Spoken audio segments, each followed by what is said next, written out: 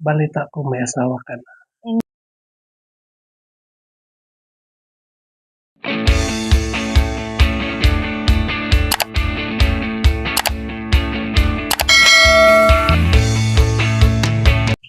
Ngayon mga kababayan, tapos na ako dito kahit sa Pilita.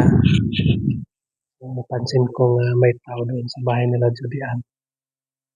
Parang andyan si Judian mga kababayan sa kanilang bahay.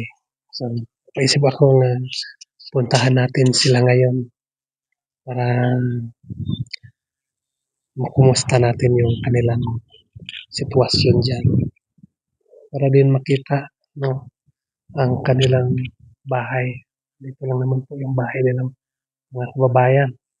So, bago namin pinalitan yung year kasi lilipad ng hangin. Yan.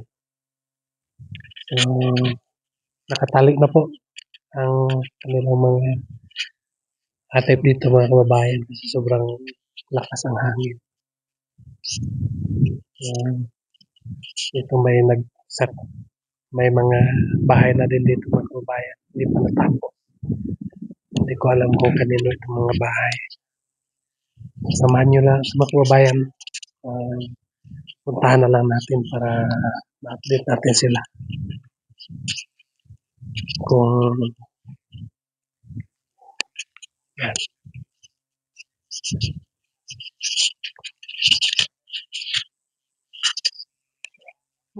Ayan mga kababayan, andito na ako. Sa tamang-tama, andito si Judian.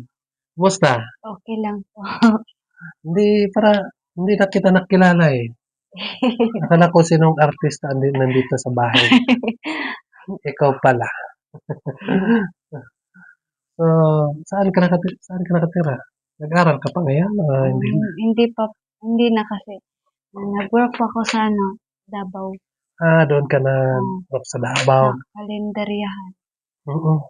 So, bakit hindi ka tumaba? Doon ka sa daming pagkain tapos hindi ka tumaba. Busy po. Ay, busy. Araw-araw po mag-work.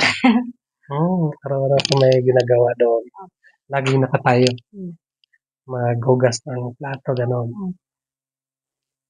Ilang buwan ka na nagtatrabaho? Hindi, parang Matagal. 5 buwan na ta. 5 buwan. 5 buwan na. Kaya pala ang mas lalo ka nang pumuti ngayon. Makaputi doon sa Davao. Hindi tayo mabilad ng init. Pero pag lalaki ang magpunta doon sa Davao, tulad sa amin na walang natapos, lalong mangingitim. Bakit kaya ba di?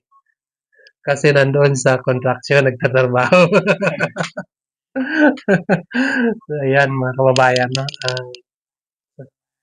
Huwag kang naparito ako dahil gusto lang kitang kukumustahin. Okay lang.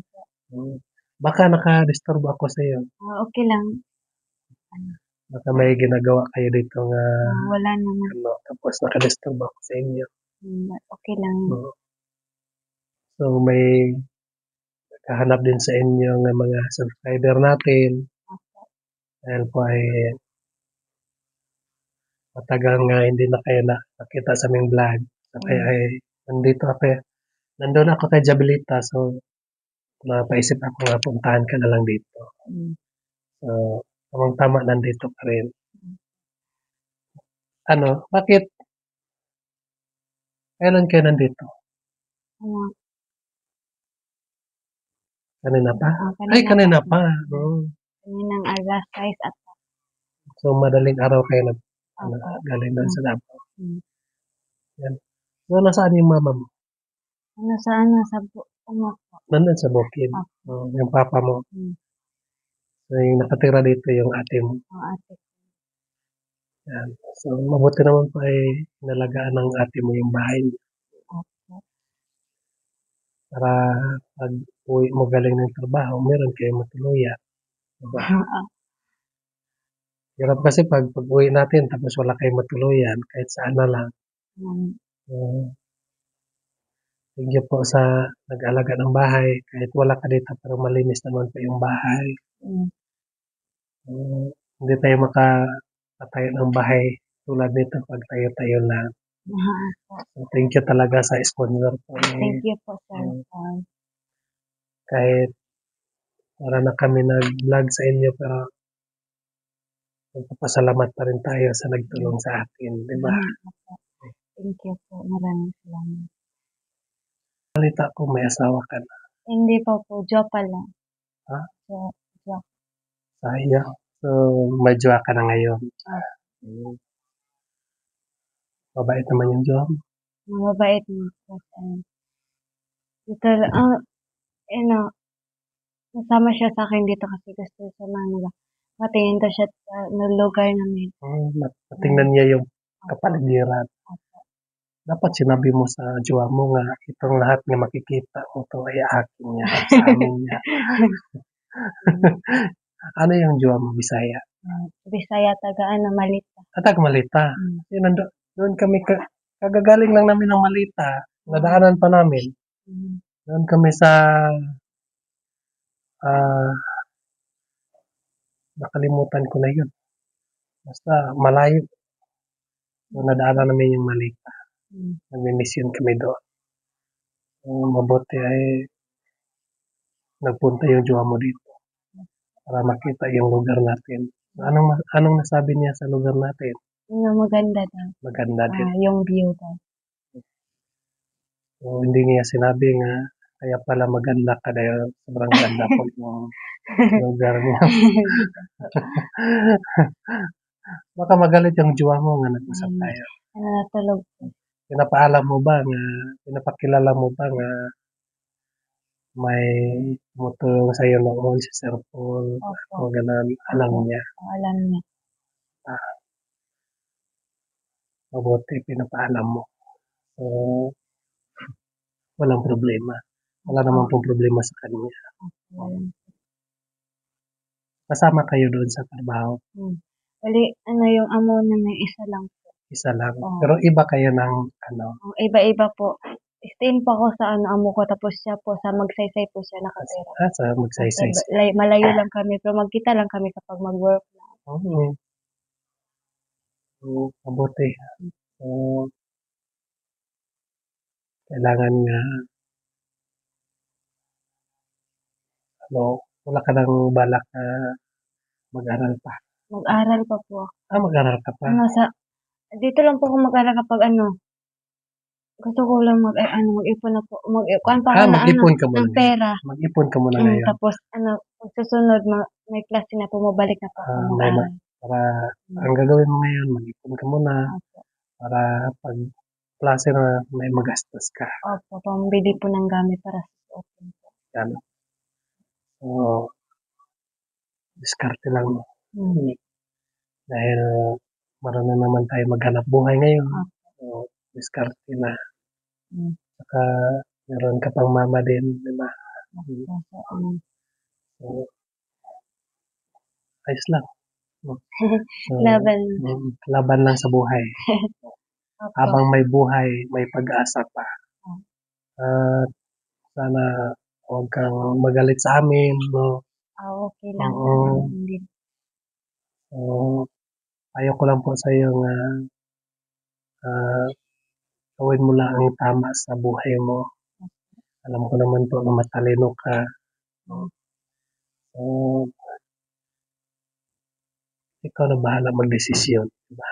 Pero patuloy pa ako kapag aral ko, kapag makaano na ako ng pera, balik na pa ako sa school. Balik ka sa Dito school. po. Dito lang po mag-school. Sayang po sayang yung Yes, sayang talaga. Saka malapit naman sa paralan dito. Tapos may bahay na kayo, no? So, sana po, no, sana dumating yung panahon na mayaman ka na. Huwag mo naman po kaming kalimutan.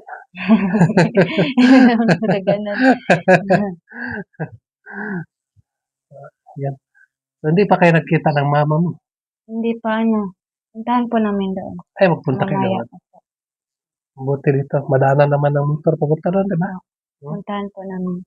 Kasi parang mamaya ata, balik na po kami sa work. Ay, balik kayo mamaya. Kasi yung jowa ko po ay hinahanap ng amo namin po. Kasi may trabaho siya May doon. trabaho siya. Pero nagpapaalam siya. Ako po. Bali, hanapin po kami ng amo namin ba? Kasi yung mga trabahante po ay maliit lang.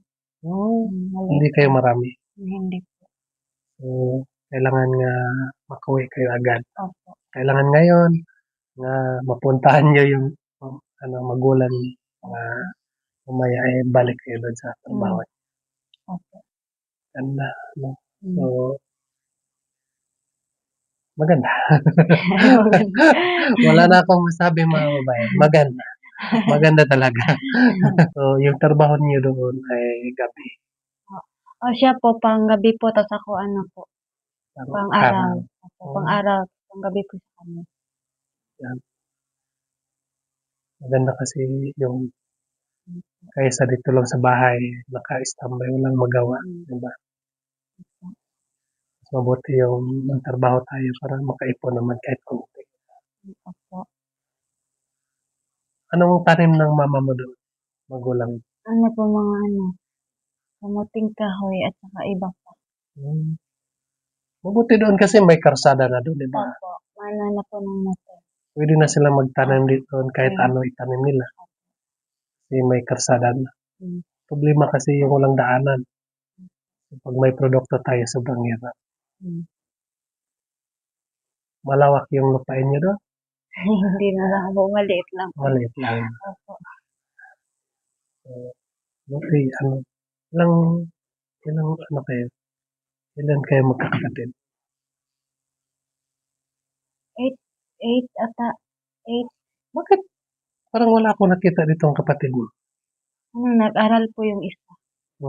Tapos yung isa doon po, sa ate ko. Ilan yung nag-asawa? Po, 4 po yung may asawa na. 4 kayo, may hindi pa. 4 yung may asawa na, tapos yung wala pa, 3. 3. 3 yung mag-asawa pa lang. At yung asawa na. Hindi pa nag-asawa. Hirap talaga eh. Kapag mag-asawa, hirap yung buhay. Dapat bago pumasok ng pamilya, kailangan nga tingnan muna. Tingnan muna natin yung sa unahan. Kung kaya ba, hindi ba tayo magsisi, no? Kasi ang ganyan, hindi na pwede natin ibalik yung makaraan. Pag mag-asawa tayo, kailangan nga buo na yung puso natin. No? Kasi hirap talaga pag kailangan pag mag-asawa tayo at focus na lang tayo, di ba?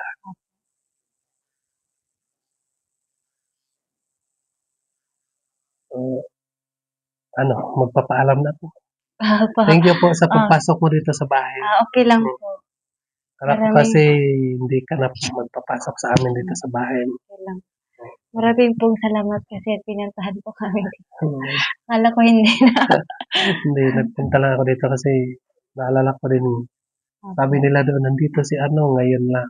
Sabi ko, puntahan ko muna. Kausapin. Okay lang po yan. So, thank you po talagang sa pagtanggap mo sa akin. Okay lang po yan. Kasi bahay naman po ito ni Sir Paul po. Nakita ko naman po yung bahay niyo. Ayos naman po. Maraming salamat sa pag-alaga niyo sa bahay na binigay sa inyo. Sana alagaan ng iyong bahay. Hindi natin sayangin kasi binigay ito ng Panginoon para sa inyo.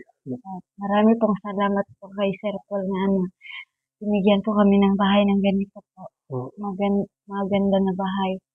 Maraming salamat po, Sir Paul. At sana mag-ingat kayo palagi dyan. Kasi sunod na araw ay magpunta kami ng Manila. Punta kami ng Mindoro. Magbarko lang daw kami. Abutan kami doon ng 1 buwan. 3 linggo lang po. So, yan lang po, no? Yan lang mga kababayan. Magpapaalam ako sa inyo.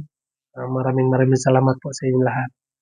Walang sawang nagasubaybay ng aming YouTube ng PB Team. Sana po huwag kayo magsawa sa pagpanood sa aming video. Thank you po aming mga followers, subscriber, maraming salamat po sa inyong lahat na walang sawang taga-subaybay sa amin. Thank you po kay Sir Paul sa kabaitan niya sa aming PBTN. So, sana po marami pang mga blessing na dumating sa kanya para marami pang matulungan niya mga kababayan kong katutubo. So, yun lang po mga kababayan. Mag-ingat kayo dyan palagi. Bye-bye.